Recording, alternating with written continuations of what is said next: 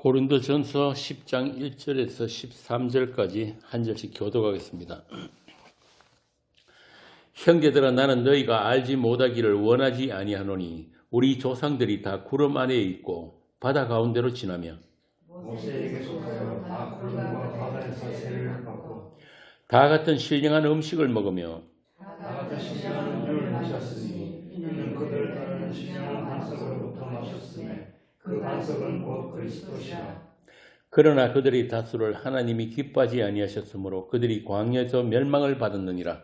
이러한 영이 우리의 본보기가 되어 우리로 하여금 그들의 악을 즐겨하는 것 같이 즐겨하는 자가 되지 않게 하나니 그들 가운데 어떤 사람들과 같이 너희는 우상 숭배하는 자가 되지 말라. 기록된 바 백성이 앉아서 먹고 마시며 일어나서 뛰어논다 함과 같으니라.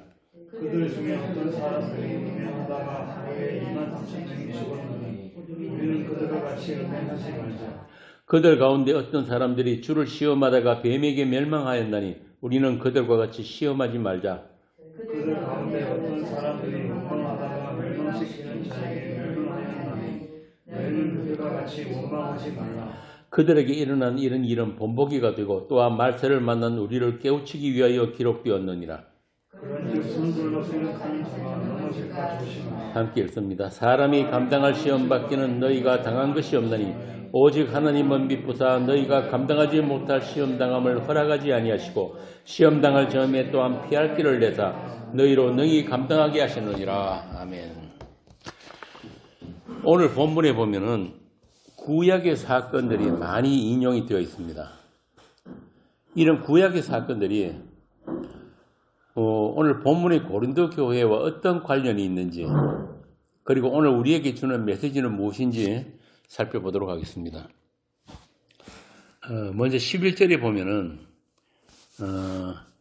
그들에게 일어난 이런 일은 본보기가 되고 또한 말세를 만난 우리를 깨우치기 위해 기록되었느니라. 여기에 말세가 나오죠. 말세는 예수님이 세상에 오신 그때부터가 말세예요. 종말이란 말이에요. 그러니까 우리 교회에게 구약을 보존해서 넘겨주신 목적이 본보기가 되고 깨우치기 위해서라는 겁니다. 이 말은 구약의 사건들과 똑같은 성질의 사건들이 오늘날에도 발생할 것이다. 물론 그 사건은 교회에 의해서만 해석이 되는 사건들입니다. 자, 그럼 본문에 들어가기 전에 그 사건들이 어떤 사건들인지 오늘 본문에 나오는 1절부터 10절까지 이 구약의 사건들을 한번 찾아보고 가겠습니다. 우리가 이렇게 모여서 찾아보지 않으면 여러분들이 일부러 찾아볼 일이 별로 없을 테니까 이 친절한 강장로가 한 절 한 절 다 찾아놓았으니까 지금부터 그 구약의 내용들을 보고 가도록 하겠습니다. 먼저 1절입니다. 형제들아, 나는 너희가 알지 못하기를 원하지 아니하노니 우리 조상들이 다 구름 아래에 있고 바다 가운데로 지나며. 이건 출애굽기 13장 21절 22절에 나오는 말씀이거든요. 읽듯이 출애굽기 13장 21절에서 22절 한번 읽어보세요. 여호와께서 그들 앞에서 가시며 낮에는 구름 기둥으로 그들의 길을 인도하시고 밤에는 불 기둥을 그들에게 비추사 낮이나 밤이나 진행하게 하시니 낮에는 구름 기둥 밤에는 불 기둥이 백성 앞에서 떠나지 아니하니라. 2절 모세에게 속하여 다 구름과 바다에서 세례를 받고. 이건 출애굽기 14장입니다. 출애굽기 14장 19절부터 한번 읽어보세요. 이스라엘 진 앞에 가던 하나님의 사자가 그들의 뒤로 옮겨가매 구름 기둥도 앞에서 그 뒤로 옮겨 애굽 진과 이스라엘 진 사이에 이르렀으니 저쪽에는 구름과 흑암이 있고 이쪽에는 밤이 밝음으로 밤새도록 저쪽이 이쪽에 가까이 못하였더라. 모세가 바다 위로 손을 내밀매 여호와께서 큰 동풍이 밤새도록 바닷물을 물러가게 하시니 물이 갈라져 바다가 마른 땅이 된지라. 이스라엘 자손이 바다 가운데를 육지로 걸어가고 물은 그들의 좌우에 벽이 되니 애굽 사람들과 바로의 말들 병거들과 그 마병들이 다 그들의 길을 추격하여 바다 가운데로 들어오는지라. 새벽에 여호와께서 불과 구름 기둥 가운데서 애굽 군대를 보시고 애굽 군대를 어지럽게 하시며 그들의 병거 바퀴를 벗겨서 달리기가 어렵게 하시니 애굽 사람들이 이르되 이스라엘 앞에서 우리가 도망하자. 여호와가 그들을 위하여 싸워 애굽 사람들을 치는도다. 여호와께서 모세에게 이르시되 내 손을 바다 위로 내밀어 물이 애굽 사람들과 그들의 병거들과 마병들 위에 다시 흐르게 하라 하시니 모세가 곧 손을 바다 위로 내밀매 새벽이 되어 바다의 힘이 회복된지라. 애굽 사람들이 물을 거슬러 도망하나 여호와께서 애굽 사람들을 바다 가운데 엎으시니 물이 다시 흘러 병거들과 기병들을 덮되 그들의 뒤를 따라 바다에 들어간 바로의 군대를 다 덮으니 하나도 남지 아니하였더라. 거기까지 3절 보겠습니다. 다 같은 신령한 음식을 먹으며, 이건 출애굽기 16장입니다. 16장 15절. 이스라엘 자손이 보고 그것이 무엇인지 알지 못하여 서로 이르되 이것이 무엇이냐 하니 모세가 그들에게 이르되 이는 여호와께서 너희에게 주어 먹게 하신 양식이라. 이게 만나거든요. 만나란 말 자체가 이것이 뭐냐 이런 뜻이에요. 4절. 다 같은 신령한 음료를 마셨으니 이는 그들을 따르는 신령한 반석으로부터 마셨으며 그 반석은 곧 그리스도시라. 4절은 출애굽기 17장입니다. 17장 6절. 내가 호렙산에 있는 그 반석 위 거기서 내 앞에 서리니 너는 그 반석을 치라. 그것에서 물이 나오리니 백성이 마시리라. 모세가 이스라엘 장로들의 목전에서 그대로 행하니라. 한 군데 더 봅시다. 민수기 20장 1절에서 3절. 민수기 20장 1절에서 3절. 첫째 달에 이스라엘 자손 곧 온 회중이 신광야에 이르러 백성이 가데스에 이르더니 미디암이 거기서 죽음에 거기에 장사되니라. 회중이 물이 없으므로 모세와 아론에게로 모여드니라. 백성이 모세와 다투어 말하여 이르되 우리 형제들이 여호와 앞에서 죽을 때에 우리도 죽었더라면 좋을 뻔하였도다. 다음 5절. 그러나 그들이 다수를 하나님이 기뻐하지 아니하셨으므로 그들이 광야에서 멸망을 받았느니라. 이건 민수기 14장입니다. 민수기 14장 29절. 너희 시체가 이 광야에 엎드러질 것이라.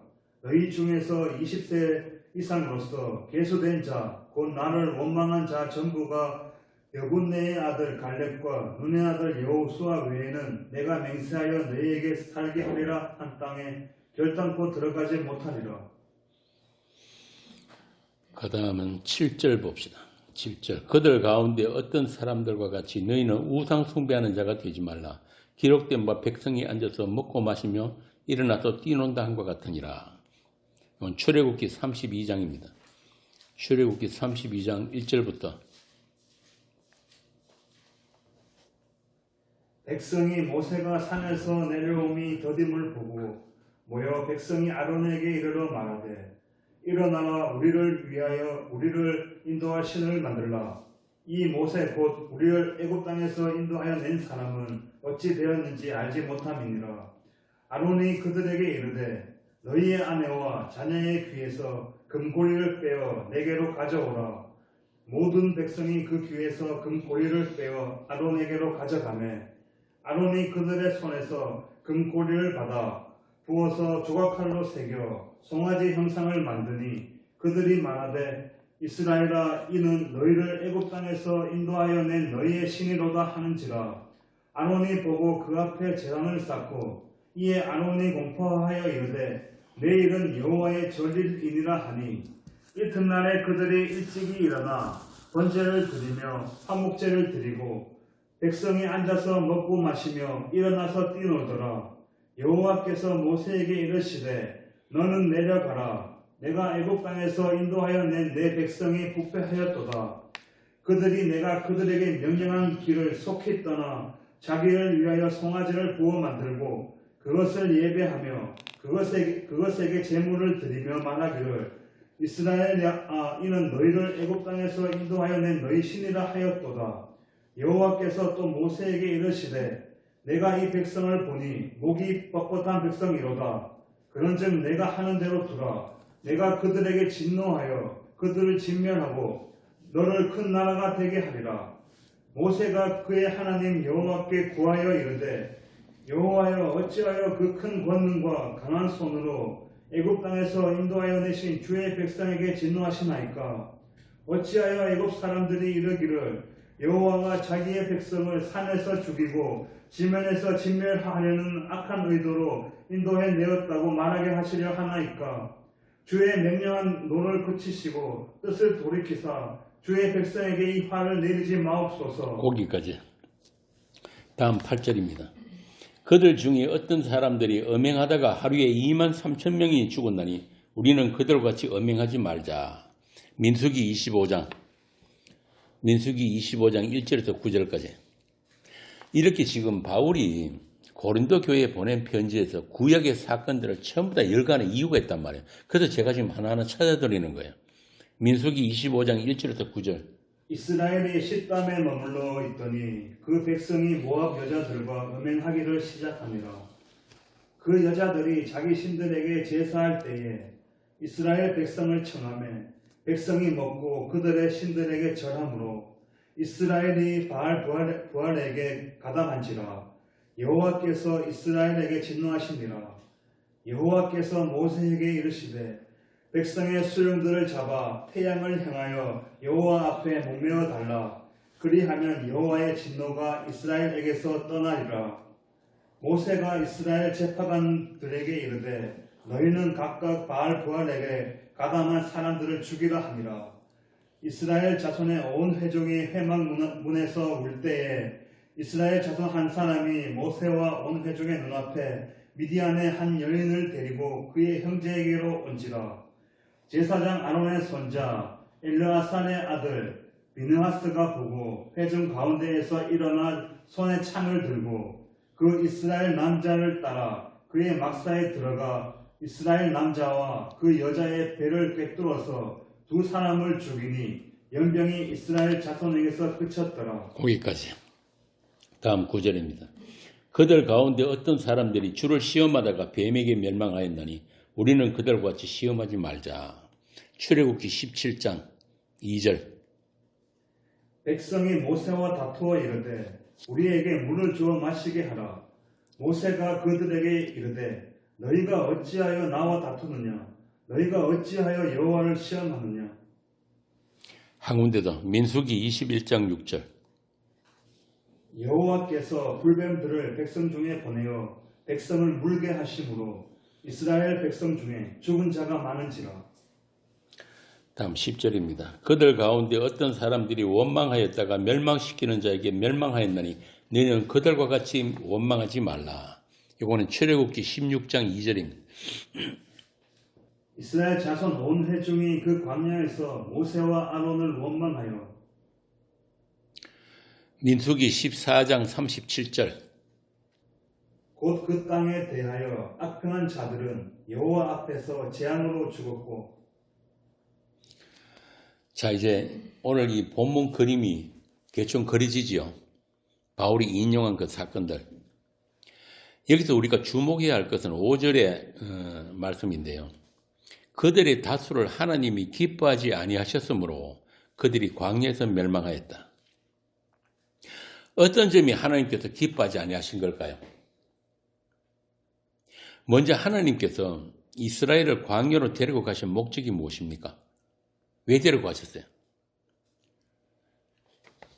애굽에서 사는 것보다 좀 더 편하게 살게 해주려고? 그 바로의 압제가 너무 심하니까, 그래서 막 백성들이 부르짖으니까 그 기도를, 부르짖음을 들으시고 그들을 이끌어내신 거예요. 신명기 8장 봅시다. 신명기 8장 2절에서 3절입니다. 왜 하나님이 그들을 사흘이면은 들어갈 수 있는 약속의 땅을, 한 일주일이면 들어갈 수 있는 그 땅을 40년 동안이나 빙빙 돌게 하셨는가? 신명기 8장 2절에서 3절 한번 읽어보세요. 내 하나님 여호와께서 이 40년 동안에 내가 내게 권약길을 걷게 하신 것을 기억하라. 이는 너를 낮추시며 너를 시험하사 내 마음이 어떠한지 그 명령을 지키는지 지키지 않는지 알려 하심이라.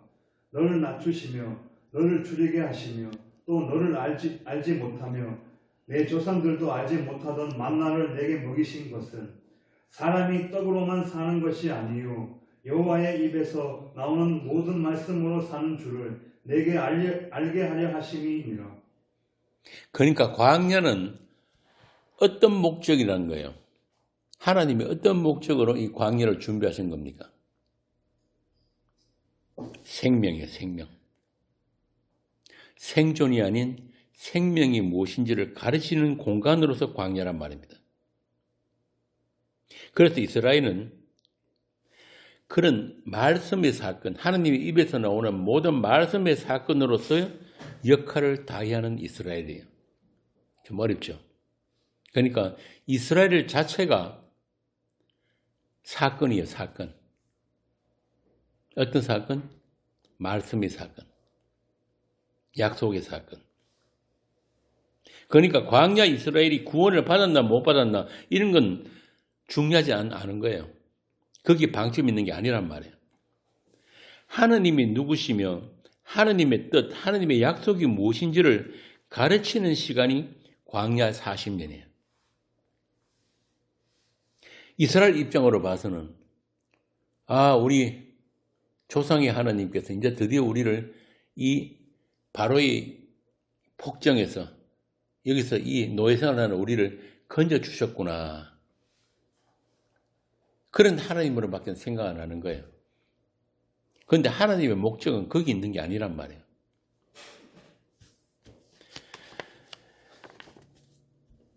하나님의 이름을 두신 이스라엘, 다시 말하면 하나님의 약속이 있는 이스라엘은 누구인가? 그걸 40년 동안 광야에서 배워야 한단 말이에요. 광야에서 죽음을 맞아야 하는 이스라엘. 그리고 새 사람, 새 이스라엘이 여호수아를 앞세우고 예수를 앞세워서 약속의 땅에 들어가게 된다. 이게 출애굽이에요. 이 이스라엘은 오늘날 성도, 그러니까 여러분들을 모형하는 이스라엘입니다. 그러니까 여러분의 인생은 뭘 하기 위해서 있는 거예요? 이스라엘의 광야가 어떤 곳이라고 그랬습니까? 이스라엘을 죽이는 곳이라고 그랬잖아요. 이스라엘은 살라고 광야에 나왔는데 하나님의 목적은 그 광야에서 이스라엘을 죽이는 거예요. 제가 좀 더 설명을 해드리겠습니다. 그러니까 오늘날 여러분들도 이 인생을 사는 목적은 인생이 전부가 아니란 말 거예요. 인생은 뭐다? 죽기 위해서 살고 있는 인생이다. 그래서 광야 인생이에요. 광야 인생. 서대반 집사가 사도행전 7장에서 말한 그 광야 교회예요. 우리가 얼마나 하나님을 싫어하고 대적하는지 평생토록 이 인생을 살면서 체험하고 왜 말씀이, 왜 예수가 우리의 생명인지를 고백하게 하시는 그런 광야 인생. 서대반이 이스라엘을 광야교회라고 한 것은 광야의 그들에게는 주가 계시고 그 그리스도가 계시고 그들을 따르는 그리스도가 계셨고 그 그리스도의 몸으로서 광야교회라는 것을 이야기한 거예요. 이 말은 이스라엘은 주 예수 그리스도를 위한 이스라엘이다 그런 뜻이거든요. 그런데 이스라엘은 그걸 몰랐단 말이에요. 광야 이스라엘은. 한마디로 자기 생존밖에 몰랐던 거예요. 이스라엘은. 오늘 우리와 똑같아요. 우리도 하나도 다르지 않아요. 자기 구원, 자기 생존을 위해서 끝까지 하나님을 대적하다가 멸망받았다. 제가 아까 말씀드렸죠. 하나님의 뜻은 이스라엘에게 뭘 주시기 원한 것입니까? 생명을 주시기 원한 거예요. 이스라엘 생존이 문제가 아니란 말이에요. 애굽에 있는 거나 애굽에서 나온 거나 하나님이 보시기엔 다른 게 하나도 없는 거예요. 하나님은 그런 생존이 아니고 생명을 주시기 위해서, 생명이 무엇인가를 가르치기 위해서 이 이스라엘을 광야로 데리고 나오신 거란 말입니다. 그리고 그 이스라엘은 그 생명을 배우기 위해서 광야에서 다 죽어야 하는 이스라엘이에요. 그런데 그 이스라엘은 자기 생존에만 집착을 해가지고 끝까지 하나님을 대적하고 불순종했다고 기록을 하고 있는 것입니다. 이게 이스라엘의 한계이고 또한 우리의 한계예요. 오늘 이 이야기가 전부 다 저와 여러분의 이야기란 말입니다. 우리는 이스라엘처럼 나에게 도움이 안 되는 하나님은 언제라도 버릴 준비가 되어 있는 그런 죄인들입니다. 사도행전 7장 51절에서 스데반이 그 이스라엘에게 했는 이야기가 있어요. 바로 우리에게 하는 이야기입니다. 한번 찾아봅시다. 사도행전 7장 51절. 목이 곱고 마음과 귀에 할례를 받지 못한 사람들아, 너희도 너희 조상과 같이 항상 성령을 거스르는도다. 그러니까 광야의 이스라엘이 어땠다는 거예요? 목이 곱고 하나님 앞에서 머리 빳빳하게 세우고 삿대질하고 달려들었다는 이야기잖아요. 그리고 뭘 받지 못했다고? 할례를 못 받았다. 할례를 못 받았다. 할례가 뭡니까? 할례란 거는 하나님께서 아브라함에게, 이스라엘 조상 아브라함에게 명하신 거죠. 할례를 행해라. 이 말은 뭐냐면 아담의 혈통에서부터 끊어져서 하나님이 족보로 옮겨지는 게 할례예요. 그래서 이 구약의 사건들은, 구약의 말씀들은 항상 신약의 사도들의 해석을 따라야 되는데 그 할례에 대해서 설명해 준 게 고로새서에 나옵니다. 좀 이따 제가 읽어드릴게요. 이렇게 스데반 집사가 돌 맞아 죽기 전에 한편 설교를 했잖아요. 그 설교를 하면서 지금 이스라엘 너희들이 나를 붙들어 놓고 돌을 쳐서 죽이려고 하는 것, 그게 바로 광야에서 하나님께 불순종했던 바로 그 이스라엘이라는 거예요. 목이 곱고 마음의 할례를 받지 못했기 때문에. 그렇게 구약의 모든 역사가 오실 그리스도를 이렇게 가리키고 있는 것인데 그걸 모르고 너희들의 율법행위, 성전 제사 이런 걸로 하나님 앞에 당당하게 서려고 했던 그 교만함, 바로 그거라는 거예요. 그래서 그 이스라엘은 전부 다 광야에서 다 죽었다는 거예요. 지금 스데반 집사가 그 이야기를 했단 말이에요. 오늘날도 마찬가지예요. 이 말씀이, 스데반 집사의 이 말씀이 오늘 우리에게, 우리 귀에 들리는 사람들이 성도예요. 이게 무슨 뜻인지 해석이 되는 사람들이 교회란 말이에요. 우리가 아담에게서 물려받은 몸으로 살고 있는 동안에는 이런 말씀 앞에 늘 이런 책망을 들을 수밖에 없는 그런 죄인들이란 말입니다. 스데반을 돌로 쳐 죽인 것들처럼 이 말씀, 스데반이 말을 듣고 이를 박박 가는 게 아니고, 예, 맞습니다. 주께서 저를 날마다 죽이시고 날마다 살려주셔야지 제가 살겠습니다. 저는 이 몸으로는 도저히 그 약속의 땅에 들어갈 수 없는 죄인 맞습니다. 그래서 저는 죽고 약속의 땅은 누가 들어간다고요? 예수만 들어가는 거예요. 예수만.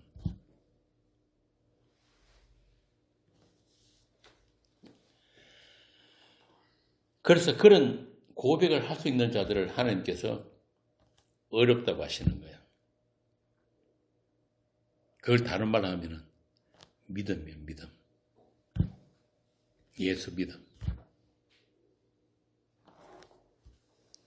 그런데 광야 이스라엘은 어떻게 했습니까? 내가 어떻게든지 살아가지고 내가 그 약속의 땅, 적과 꿀이 흐르는 그 땅에 가야지. 모든 게 자기 중심입니다. 자기 생존, 자기 구원, 자기 사랑. 그런 몸 가지고는 그 약속의 땅 못 들어간다는 거예요.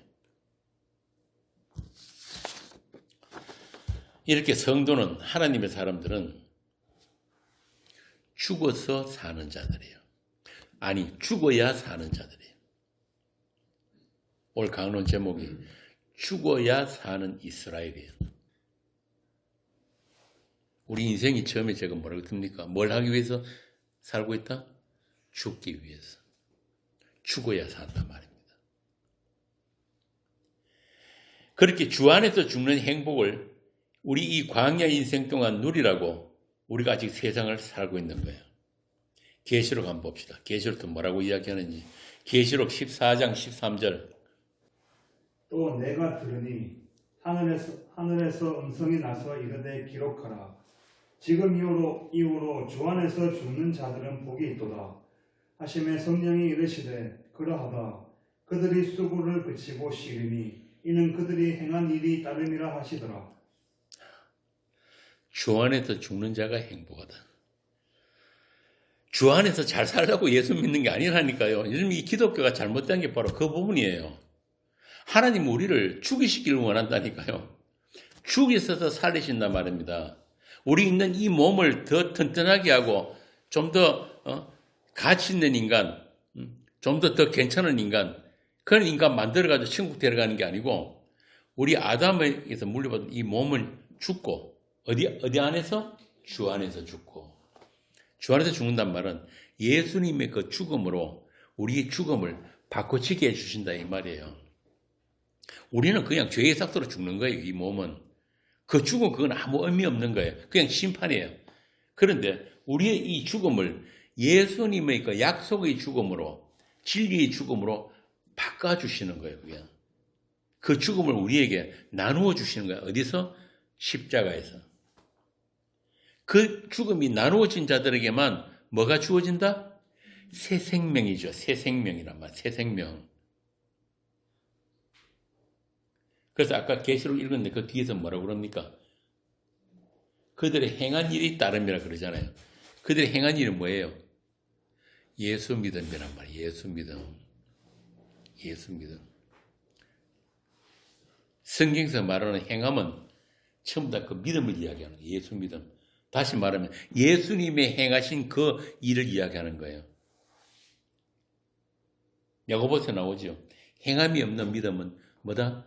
죽은 믿음이다. 그러면 죽었다. 거기서 말하는 행함이 있는 믿음은 누구의 믿음? 예수님의 믿음을 이야기하는 예수님의 믿음. 자, 이렇게 선악과 따끔한 아담에게서 물려받았던 나라고 하는 그 자아, 그 육적 자아가 예수님의 죽음에 합류되어서 연합되어 가지고 그 죽음이 나누어진 자들, 그러니까 십자가의 그 필연성, 십자가 그 피가 아니면 저는 안 됩니다라는 라고 고백하는 자들, 그들에게 예수님의 부활의 생명도 나누어지게 된다. 그 죽음이 없이는 생명도 없는 거예요. 오늘 기독교의 문제가 바로 그거란 말입니다. 광야 이스라엘처럼 내가 살려고 하고 내가 구원받아야 되고 내 구원, 내 상급을 내가 챙겨 가지려고 하는 것, 이게 문제란 말입니다. 그 중심에 전부 다 뭐가 있습니까? 내가 있잖아요. 예수가 없어요. 오늘날 기독교가. 아니, 예수가 누구인지를 몰라요, 아예. 그분이 뭘 했는지를 아예, 그거는 관심이 없어요. 어쩌든지 내가 예수를 믿거든, 하느님을 섬기든 어떻게 해가지고 내가 원하는 것, 내 목적, 자기 목적, 그런 기독교는 없단 말입니다. 자, 이렇게 애굽을 떠나서 살자고 나온 그 광야가 하나님께서 이스라엘을 죽이는 광야인 줄을 이스라엘은 몰랐던 거예요. 그러나 오늘 2절 말씀처럼 이스라엘은 이미 홍해 바다에서 세례를 받은 이스라엘이에요. 예수 그리스도를 모형하는 모세와 함께 홍해에서 육적 몸을 벗은 이스라엘이란 말입니다. 이게 고린도서 2장에 나오는 그 할례 세례인 거예요. 그런데 그 세례가 무엇인지를 자기들이 홍해를 건너오고 난 뒤에도 그 세례가 무엇인지를 이스라엘은 몰랐기 때문에 하나님께서 광야 40년 동안에 그걸 가르친 거란 말입니다. 그걸 그렇게 죽여나간 거예요. 그 1세대 우리의 옛 사람을. 그런 생명의 사건으로서 이스라엘이기 때문에 만나, 또 그들을 따르는 반석, 또 우상 숭배, 음행, 시험 같은 사건들이 이스라엘에게 있어야 하는 거예요. 그래서 아까 처음에 제가 말씀드렸잖아요. 사건으로서 이스라엘은 말이 그런 뜻이에요. 이스라엘은 하느님의 약속이 있는 이스라엘이기 때문에, 하느님의 이름을 두신 이스라엘이기 때문에 그렇습니다. 그냥 세상은 하나님께서 그냥 내버려 두신 거예요. 그런데 여러분은 우리가 오늘 누구 이름으로 모였습니까? 예수 이름으로 모였잖아요. 하나님의 이름을 두신 여러분들이기 때문에 여러분들의 일생에 그런 사건들이 발생할 수밖에 없는 거예요. 그래서 교회를 뭐라고 합니까? 말씀의 사건으로서 교회라고 하는 거예요. 이렇게 모일 때마다 이 말씀들이 나누어지고, 다르게 말하면 예수가 나누어지고, 그런 하나님이 발생시키시는 그런 사건으로서 여러분이 있는 거예요. 그래서 교회는 역사라는 게 없어요.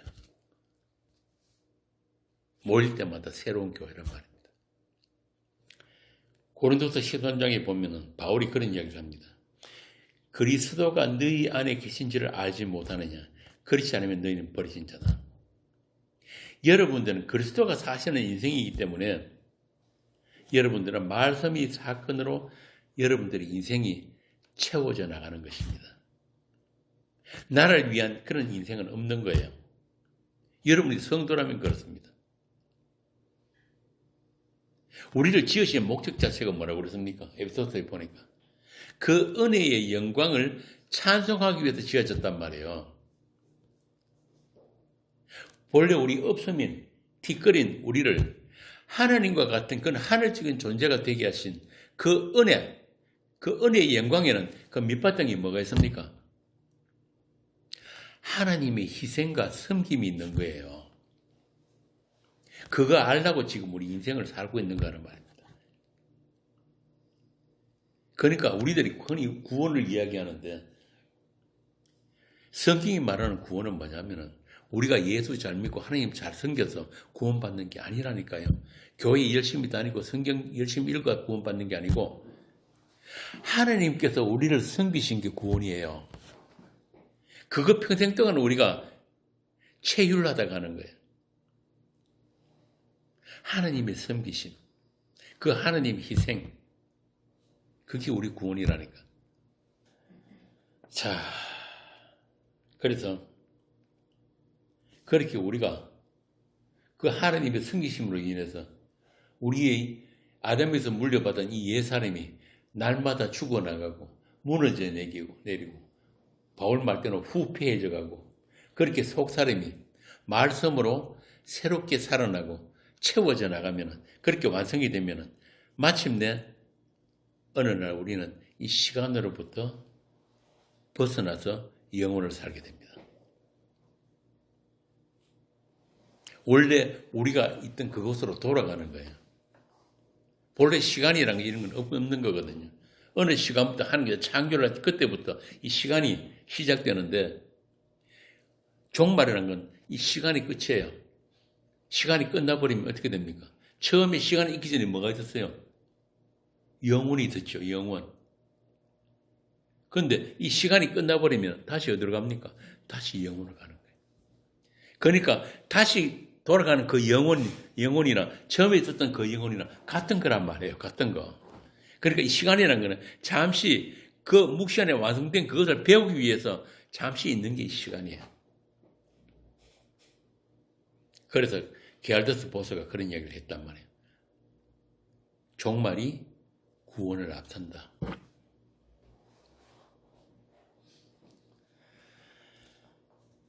그래서 그렇게 여러분들은 지금 이 시간 속에서도 이 시간과 질이 다른 시간을 살고 있는 거예요. 영혼을 살고 있단 말입니다. 왜?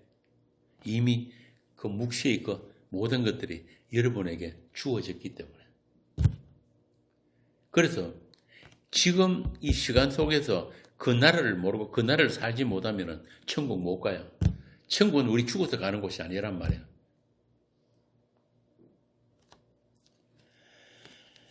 그렇게 태초부터 계신 그 생명의 말씀, 누굽니까? 예수 그리스도. 예수 그리스도에 의해서 여러분 한 사람 한 사람들이 다 그 태초부터 계신 생명의 말씀과 하나가 된 사람들, 한 몸이 된 사람들, 그들을 계시록에서 보면 뭐라고 하냐면 말씀이라고 해요. 말씀. 우리를 보고 성경이 말씀이라고 한단 말이에요.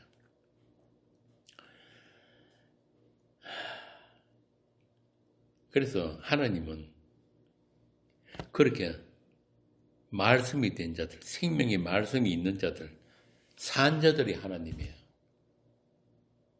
하나님은 그냥 이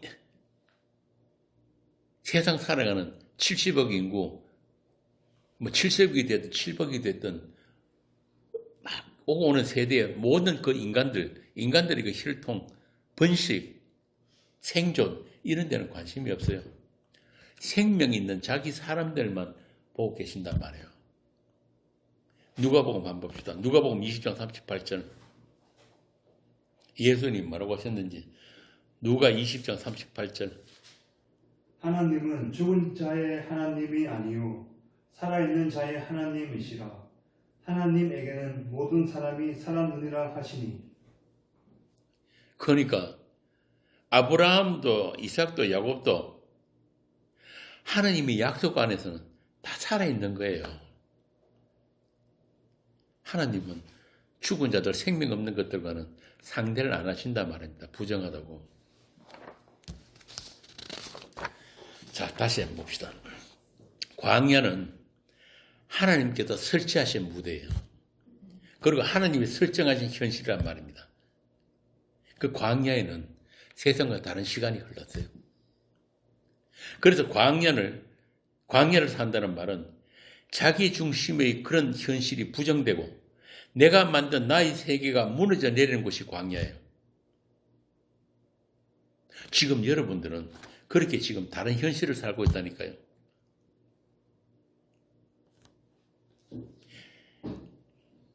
인간들이 생각하는 나의 현실이 어떤 겁니까? 뭐예요? 나는 어떻게 해서든지 살아남아야 돼.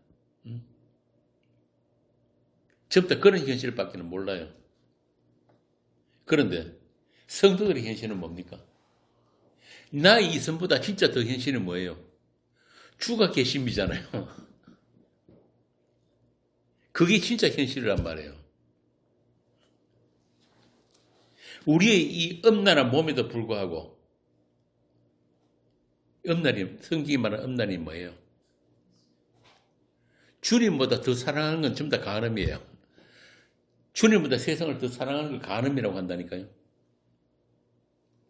그런 우리 엄난한 몸에도 불구하고 하나님의 약속이 먼저 있었기 때문에 나의 어떠함에도 불구하고 저와 여러분은 이미 그 나라로 옮겨져 있음을 아는 게 바로 믿음 아니라는 다른 현실이에요.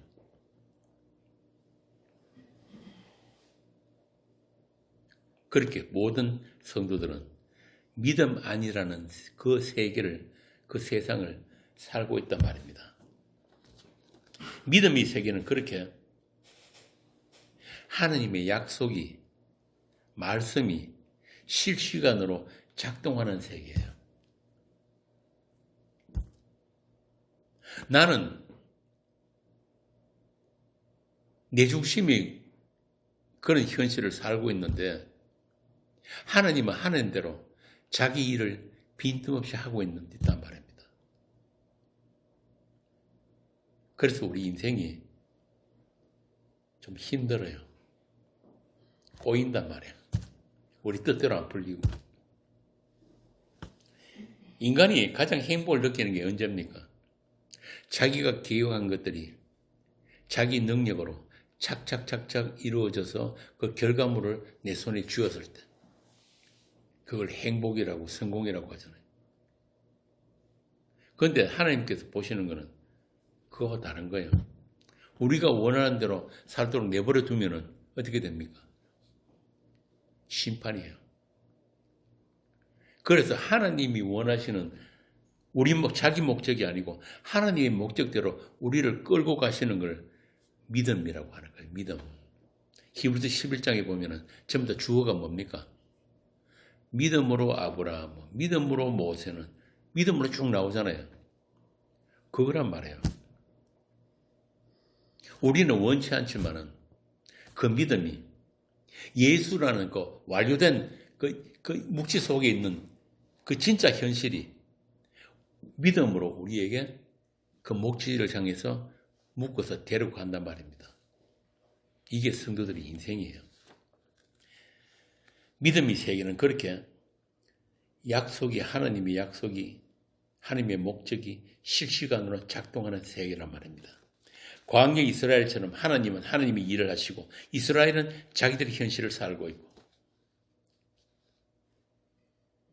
그래서 자꾸 그런 사건들이 발생하게 되는 겁니다. 이렇게 오늘 본문에서 하지 말라가 계속 나오고 또 번복이라는 말이 나오고 반복해서 나오는 것은 우리가 살고 있는 이 세상이 이스라엘의 그 광야처럼 우리 스스로 헤쳐나갈 수 없는 그런 광야이고 하나님 시험이 있는 세월이기 때문에 세상 사람들에게는 그냥 살아가는 세상일 뿐이지만 여러분들에게는 하나님의 약속이 작동하는 공간과 시간이란 말입니다.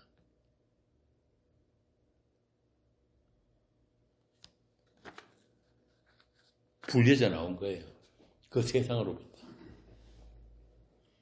그래서 교회를 에클레시아라고 하잖아요. 무엇으로부터 분리해져 나왔다. 구별되어졌다. 그게 거룩이에요.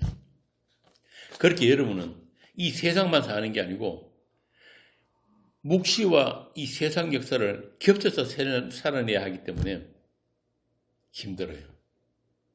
고난이란 말이에요.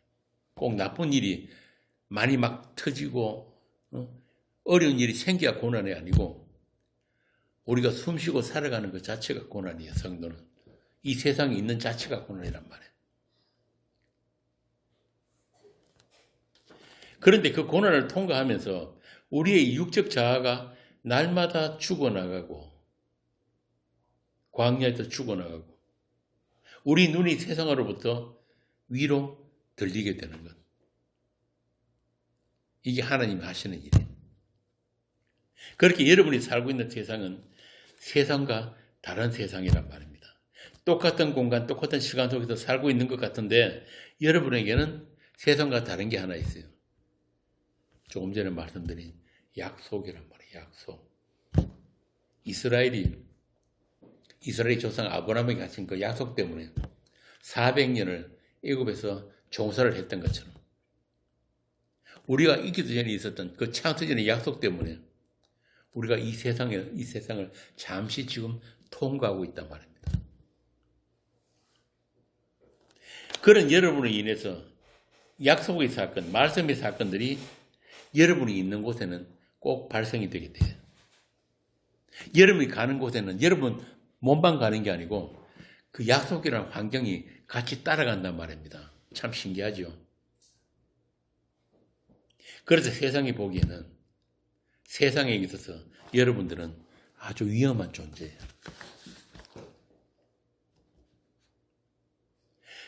이 세상에 아직 성도가 하나님의 사람이 남아있다는 사실 자체가 이 세상으로서는 위기란 말입니다. 일반 세상 사람들은 잘 못 느끼겠지만 누구는 알겠어요? 귀신들은 알죠. 세상 신을 아는 거예요. 아이고 저도 한 놈이 있구나. 하나님이 저 인간 통해서 또 어떤 사건들을 펼쳐 나가실지 세상 신을 알아요. 그래서 이 세상은 성도에게 해석되어지고 판단받기 위해서 있는 세상이에요. 세상이 있어야 하는 이유예요. 여러분들은 그런 엄청난 존재란 말입니다. 실감이 잘 안 되는 것 같은데 제가 성경 말씀으로 한번 보여드릴게요. 고린도전서 3장 21절에서 23절. 고린도전서 3장 21절에서 23절. 그런즉 누구든지 사람을 자랑하지 말라. 만물이 다 너희 것임이라. 바울이나 아볼로나 게바나 세게나 생명이나 사망이나 지금 것이나 장래 것이나 다 너희의 것이요 너희는 그리스도의 것이요 그리스도는 하나님의 것이니라. 아, 대단하죠. 세상 만물이 다 너희 것이라니까. 이 말을 왜 했느냐? 고린도 교회 사람들이 눈에 보이는 사람밖에 쫓지를 않으니까 너희들이 진짜 현실이 뭔지를 모르고 있구나. 바울이든 게바든 그게 아니라는 거예요. 이 모든 이 세상 만물이 있고 너희들한테 하나님이 사람들을 보내서 복음을 전하게 하신 것은 하나님의 목적이 따로 있다는 거예요. 예수 그리스도라는 그 현실. 죽음이나 생명이나 지금이나 장래일이나 전부 모든 것들이 다 무엇을 위해 있다? 주 예수 그리스도를 위해 있는 거다. 그것 좀 알아라는 거예요. 그렇게 확정되어 있는 완료된 미래로부터 주어지는 그런 세상과 다른 시간, 다른 현실, 그걸 너희들이 살고 있기 때문에 여러분들이 살아가는 모든 것들은 다 무엇을 위한 것이 된다? 주를 위한 것이 된다. 참 신기하단 말이에요.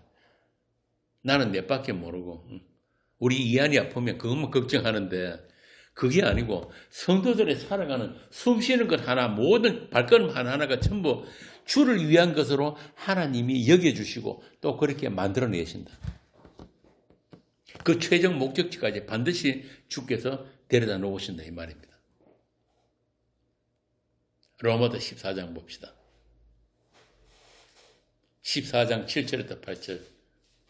우리 중에 누구든지 자기를 위하여 사는 자가 없고 자기를 위하여 죽는 자도 없도다. 잠깐, 참 놀랍죠? 이런 말씀 들으면 좀 찔리지 않습니까? 그런데 하나님이 보시는 시각은 그렇지 않다니까요. 그러니까 광야 이스라엘 같이 끝까지 빡빡 우기면서 그렇게 하나님을 대적했는데 그 대적하는 그들을 하나님이 어떻게 하십니까? 광야에서 다 죽이고 다시 살려서 하나님의 목적지로 데려가신단 말이에요. 우리 전부 다 우리가 살아가는 모든 인생살이 일상생활들이 다 주를 위한 거예요. 이걸 믿으시라니까. 계속. 우리가 살아도 주를 위하여 살고 죽어도 주를 위하여 죽나니 그러므로 사나 죽으나 우리가 주의 것이로다. 우리가 누구 것? 그걸 크리스찬이란 말이, 그리스도인이란 말이 그 뜻이에요. 그리스도의 것이 된 사람들, 그리스도의 소유가 된 사람들란 말이에요. 그러니까 전부 다 죽었다고 복창하면 돼요. 반대로 그 반대편에 하나님이 내어버려 두신 자들이 있죠. 이런 자들은 어떤 착한 일을 해도 전부 다 악행이 되는 거예요. 악행이. 슈바이스까지 그 아프리카의 성자, 아프리카도 평생을 그들 원주민을 위해서 그렇게 섬기고 희생을 해도 그게 악행이 된단 말이에요. 악행. 하나님의 아들을 짓밟고 언약의 피를 부정한 것으로 여기고 은혜의 성령을 욕되게 했기 때문에 왜? 예수 안 믿었다니까. 예수 안 믿었으니까. 이게 하나님의 원수예요. 하나님의 원수. 이렇게 세상에는 두 종류 사람밖에 없어요. 남자 여자로 나눠지는 게 아니고 원래 남자는 예수 한 사람 한 분만 남자니까 그렇게 나누는 게 아니고 또 뭐 많이 가진 자, 적게 가진 자, 잘 사는 자, 못 사는 자, 뭐 큰 자, 작은 자 이런 게 아니에요. 딱 두 종류예요. 성도냐, 성도 아니냐. 하나님은 거룩하지 않은 것들과 상대 안 한다 그랬잖아요. 그럼 여러분들 어떻게 거룩한 성도가 된 거예요? 성도란 말이 거룩한 물이잖아요. 어떻게 거룩한 자들이 됐어요? 피가 있기 때문에. 피 뿌림을 얻었기 때문에. 다른 말하면 그리스도 안에 있기 때문에. 결코 정죄함이 없는 그리스도 안에 있기 때문에.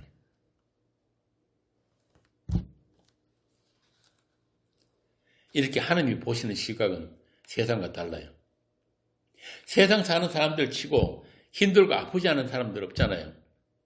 다들 자기 선택 각종 시험을 당하면서 살아가는데 성도가 그들과 다른 점은 뭐냐면은 오늘 본문에 나오듯이 하나님께서 피할 길을 내신다. 피할 길을 내신다. 그게 어떤 길이냐? 어떤 어려움이 있으면은 돈 문제가 있으면은 그런 거 어느 날 갑자기 귀인이 나타나가지고 막 부도날 시점에 그런 거 해결해주고 내가 암 걸려 죽게 됐는데 기도원가 기도하니까 사랑하는 딸아 그러면서 손이 탁 내려와가지고 암이 났고 이런 게 전부 다 뭐예요? 내 문제 해결이잖아요. 그죠? 우리는 흔히 세상 교회에서 그렇게 가르친다고. 피할 길을 낸다. 열심히 기도해라. 감당무할 시험은 허락지 않으신다. 그런 게 아니에요. 성도에게 있어서 시험은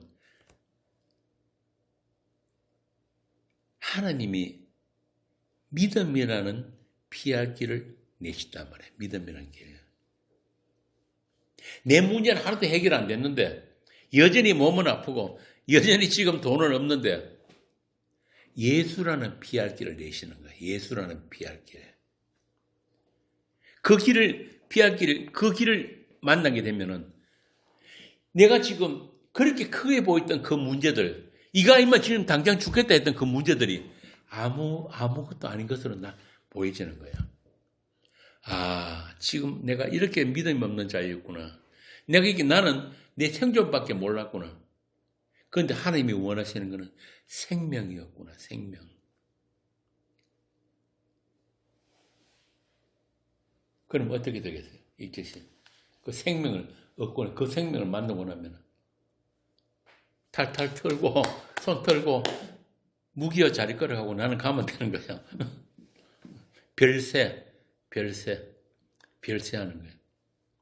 예수님이 자신을 뭐라고 소개했습니까?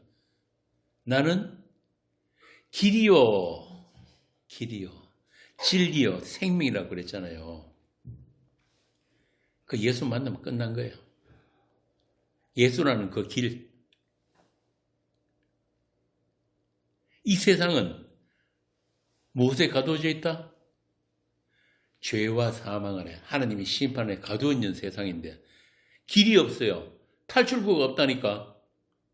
그런데 그 길로 오신 분이 유일하게 길로 오신 분이 예수잖아요. 피할 길은 그 길을 내신단 말이에요. 그 길을 알고 나면은 어떤 마음이 들겠습니까?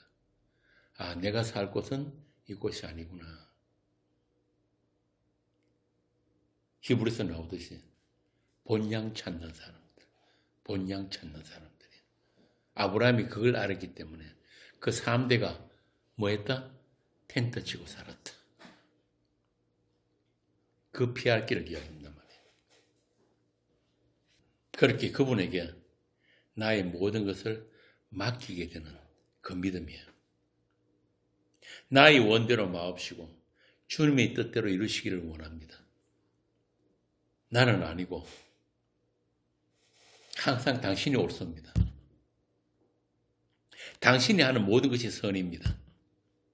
이런 고백, 이런 믿음이 무릎 꿇음을 위해서 하나님이 시험을 주시는 거예요. 성도에게는. 살리는 시험이, 죽이는 시험이 아니고. 그래서 세상과 똑같은 사건들, 똑같은 어려움, 그런 모든 일들이 똑같이 성도에게 일어나지만은 뭐가 다르다? 결과가 다른 게 결과가 쫙 이렇게 나누어진단 말이에요. 그래서 성도에게는 모든 원인과 결과가 누구에게 있다? 하나님께 있다.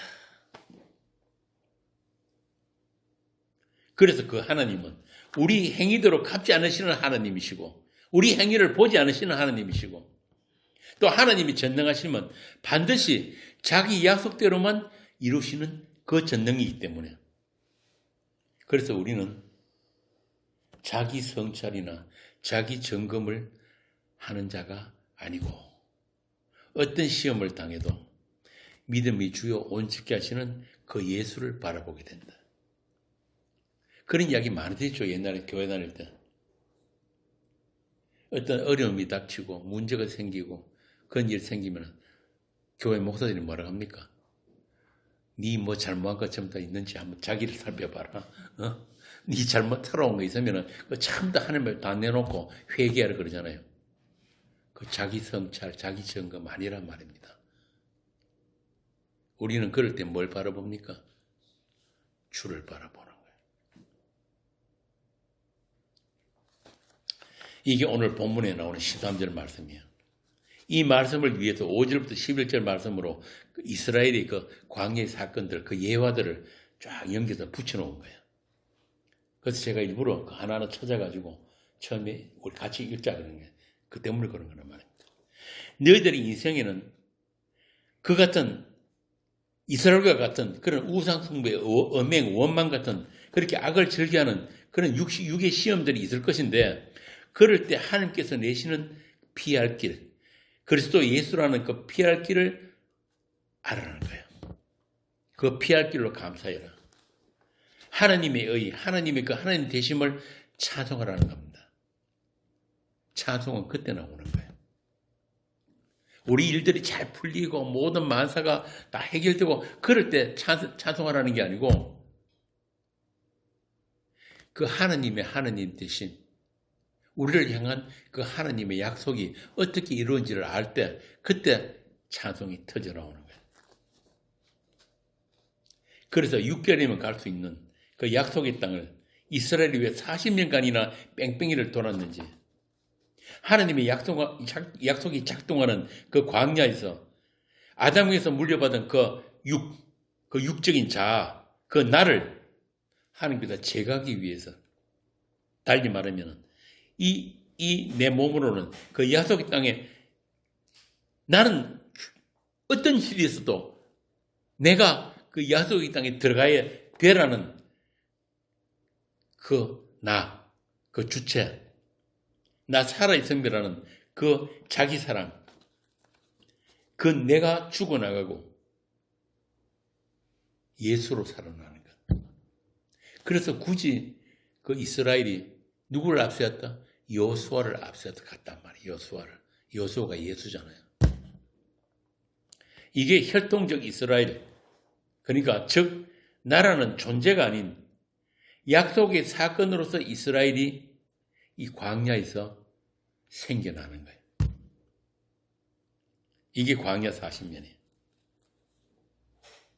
다시 말하면 나의 있음은, 이스라엘이 있음은 그 예수의 죽음과 부활 안에서만 그 이스라엘이 있단 말입니다. 그래서 이스라엘은, 여러분들은 죽어야 사는 이스라엘이에요. 어디서? 예수 안에서. 그걸 가르치기 위해서 이 40년 동안 이 광야, 이 이스라엘을 따라다니는 게 뭐라 그럽니까? 반석이다. 반석. 한번 생각해 보세요. 여자들하고 숫자에 안 치는 여자와 어린아이들까지 다 합치면 거의 한 150만 원, 한 200만 원 되는 그 엄청난 대구 시민이 한 250만 됩니까? 그 엄청난 사람이 광야를 지나가는데 그것도 수십 년을 그 물을 어떻게 감당할 거예요? 무슨 강물이 흐르는 것도 아니고. 그래서 그들을 따른 반석이라는 게 뭐냐면은 주께서 동행을 하시면서 모세를 시켜서 그들이 진을 친 곳에 어디든지 반석이 있는 거야. 그걸 치면은 물이 솟아났단 말이에요. 바로 여러분들 성도들의 인생이 바로 그런 거예요. 우리가 어디를 가든지 무엇을 하든지 거기는 항상 뭐가 있다? 생수가, 생명의 말씀이 우리와 함께하고 있단 말입니다. 그래서 우리가 사는 것은 뭘로 산다? 오늘 점심 짬뽕 먹기로 했는데 짬뽕 먹고 사는 게 아니고 이 생명의 말씀으로 산다는 것을 계속 반복해서 가르치고 계신 거예요. 그런 사건들이 그런 말씀의 사건들이 계속해서 저와 여러분들의 일상에 일어나게 되는 거예요. 그래서 우리들 자신이 말씀의 사건이에요.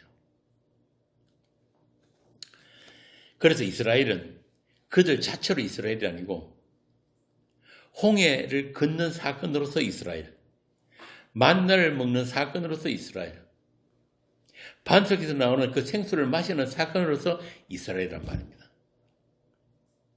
그걸 가르치기 위해서 이 광야에는 하나님이 준비하신 것들이 많이 있어요. 아까 읽었던 모압 여인 사건부터 불뱀으로 시작해가지고 반항하고 원망하고 온갖 우상 숭배, 그런 시험들이 우리 일생 동안에 준비되어 있는 것입니다. 이게 우리 인생이에요. 우리가 왜 이렇게 힘들고 아픈 인생을 살고 있는지를 이제 좀 감이 오죠. 내가 나를 지키고 내가 내 인생을 살려고 하니까 힘들단 말입니다. 여러분이 성도라면 하나님의 약속의 사건으로서 여러분의 인생이 있는 거잖아요. 그럼에도 불구하고 우리 이 몸은 끊임없이 하나님을 그렇게 싫어하고 나만 사랑하고 이 세상만 사랑하는 그런 이 몸이 있기 때문에 그런 그 몸을 주께서 어떻게 하신다고요? 날마다 죽여나가시는 거예요. 내가 그 약속의 사건으로 인생을 살고 있다는 것을 잊어버리고 또 독자적인 내 인생을 따로 가지려고 하니까 우리 인생이 그렇게 힘들고 아픈 거란 말입니다. 그렇게 평생을 나만 섬기다가 우리는 결국 이 세상이란 광야에서 다 죽습니다. 그런 나는 그 약속의 땅, 하나님 나라에 들어갈 수 없다는 것을 보여주는 게 바로 오늘 이 본문에 나오는 광야 이스라엘인 거예요. 하나님은 우리 부모, 조상들이 낳은 내 강구만이 아니고 나 김미저희가 아니고 정익재가 아니고 하나님의 아들로, 다시 말하면 예수로 우리를 하나님의 나라로 완성하십니다. 그게 하나님의 약속이에요. 우리가 있기 전에 있었던 영원전의 약속. 그래서 땅에 속한 자가 아니라 하늘에 속한 그런 하늘적인 존재가 되기 위해서 우리 인생에는 오늘 본문에 나오는 이런 광야의 사건들이 준비되어 있는 것입니다. 그렇게 우리를 죽이는 광야, 내 이름이 삭제되는 광야, 그렇게 우리는 하나님의 약속의 사건들로 잠시 이 세상을 통과하고 있는 것입니다. 우리는 우리 자신을 위해 있는 것이 아니고 그리스도 예수라는 그 하나님의 이름, 하나님의 영광을 위해서 지음을 받았기 때문에 그 영광을 담아내는 그릇으로 이 세상을 살아가는 것입니다. 하나님은 절대로 자기 영광을 포기하지 않아요. 우리한테 양보 안 한단 말입니다. 고린도서 4장에 보면은 우리를 뭐라고 합니까? 우리가 이 보배를 질그릇에 가졌으니, 질그릇이 뭐예요? 흙으로 만든 거라. 그런데 자꾸 우리는 그 우리한테 담아주신 그 보배에는 관심 없고 자꾸 이 그릇 하나 어떻게 하면 좀 이렇게 칠 좀 할까, 금칠할까, 은칠할까, 반짝반짝 광 좀 낼까. 그러면 하나님은 어떻게 하시겠어요? 안에 담긴 그 보배를 위해서 질그릇 깨버리는 거예요. 깨져야 된단 말입니다. 그게 우리 인생이에요. 그렇게 말씀이 사건으로서 너와 내가 그런 말씀의 사건들로 이렇게 모여가지고 하나의 몸으로 지어져 가는 거예요. 그리스도의 몸. 그게 진짜 나란 말입니다. 내 개인이, 내가 구원받고 천국 가고 이런 거 없습니다. 우리는 그 나라에서는 전부 다 뭐다? 아들들, 그리스도의 몸, 그리스도의 신부, 어린 양의 신부로 우리가 있는 거예요. 내가 원하는 그런 천국 없단 말입니다. 교회에서 간증하는 거기 가니 화장실에 변기도 거미더라 난 누구는 100평짜리 살고 누구는 오두막집 살더라. 그런 사기치는 놈들은 종교 사기꾼, 종교 기술자들, 그런 불변과 정갈들이 득실득실 거는 곳이 이 세상이에요.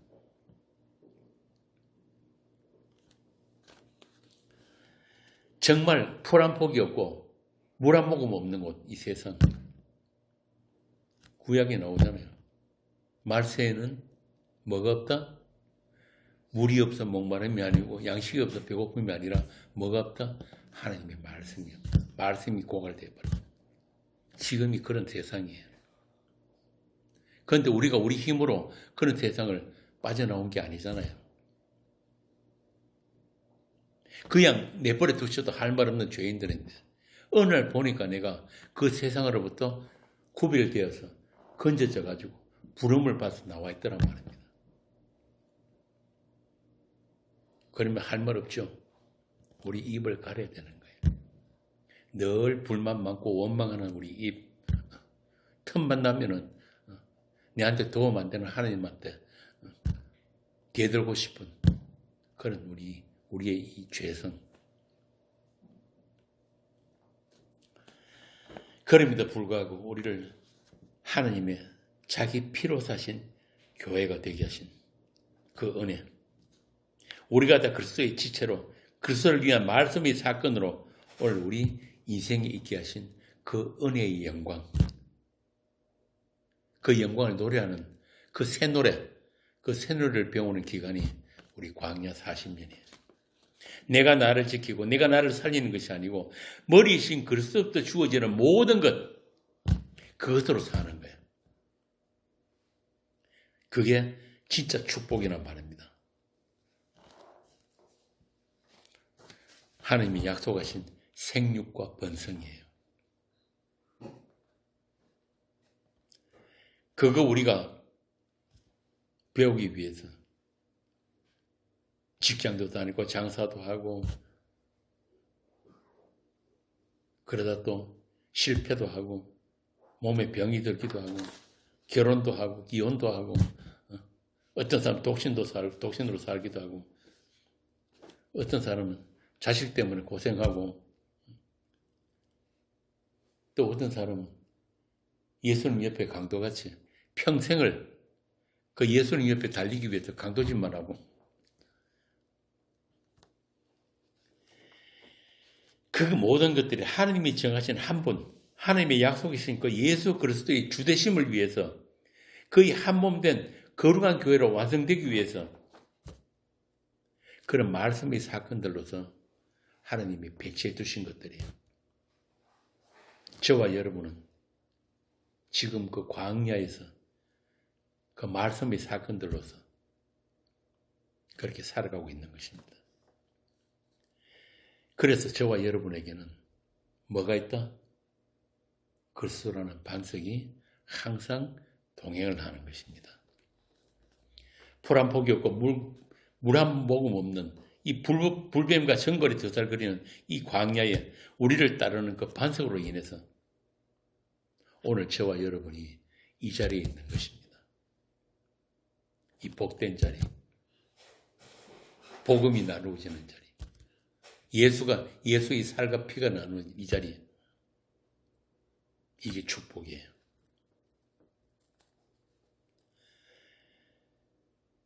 그래서 우리는 이제 나를 위해서 살지 않아도 되는 그 자유와 평안을 주시는 그 우리 주님을 아는 사람들이에요. 그 주님을 아는 것이 구원입니다. 그리고 우리 내일은 그 예수예요. 그 예수가 저와 여러분이 주님이시고 신랑이시고 하느님이십니다. 기도하겠습니다. 하나님 아버지, 우리가 굳이 왜 이 죄 있는 육신으로 이 광야 인생을 살아야 하는지를 배웠습니다. 끝까지 하나님을 배신하고 대적하고 불평과 원망만 할 수밖에 없는 그런 우리 몸이지만 하나님은 마침내 이런 우리들을 거룩하고 흠이 없는 아들로 예수로 그렇게 하나님 나라로 완성하실 것을 약속하셨습니다. 그 약속이 우리 남은 날들에게 빈틈없이 이루어지게 하여 주옵소서. 그래서 마침내 우리 안에도 이 세상이 아닌 이 세상 희망이 아닌 그 소망으로 우리가 다 구원 얻는 교회가 되게 하여 주옵소서. 주 예수 그리스도 이름으로 기도합니다. 아멘.